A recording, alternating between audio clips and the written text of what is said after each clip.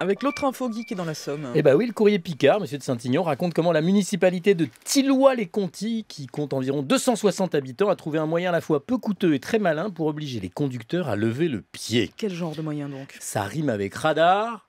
Canard. Eh oui, 11 canards, des colverts, ont pris place dans une mare qui se trouve dans la rue d'en haut, qui est l'axe principal du village.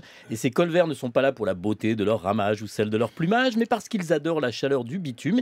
Ils ne restent donc pas le petit cul dans l'eau, ils en sortent pour sécher leurs plumes en plein milieu de la rue d'en haut. Une route en ligne droite sur laquelle ont été enregistrés d'importants excès de vitesse. C'est le maire qui explique dans le courrier Picard comment un radar pédagogique prêté au printemps a permis de constater des excès de vitesse, 70 km/h et parfois même 90 km/h au lieu des 50 autorisés, le plus souvent vers 8 h du matin ou entre 17 et 18 h aux heures de pointe. Alors c'est en cherchant une solution que de la discussion ont jailli les canards. Il est vrai qu'une telle initiative a déjà été prise en 2013 dans une commune de l'Oise au sud de Beauvais qui s'appelle Villotran. J'ai retrouvé tous les articles qui en parlent. Et donc ça marche? Oui, parce que les canards ont pris l'habitude de se planter au milieu de la route le matin et le soir aux heures de pointe. Quand une voiture arrive, les canards ne bougent pas. Certains agriculteurs ont pris l'habitude de les klaxonner avant d'arriver pour ne pas les écraser. Les habitants ont l'air satisfaits. C'est sûr que c'est moins gênant que les dodanes et autres gendarmes couchés.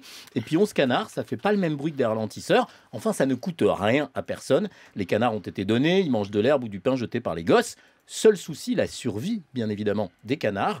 À Villotran, dont je parlais à l'instant en 2013, sur 75 canards en liberté, une quinzaine avait été rapidement écrasée malheureusement et ça avait fait beaucoup de bruit chez les défenseurs des animaux. En tout cas, comme la tendance est aux économies et au développement durable, je pense qu'il faut d'autres initiatives du même genre. Je propose que nous remplacions aussi les policiers donc par des poulets, c'est naturel. Je pense me souvenir, on parle beaucoup du général de Gaulle, de ce qu'il disait de bien et de pas bien.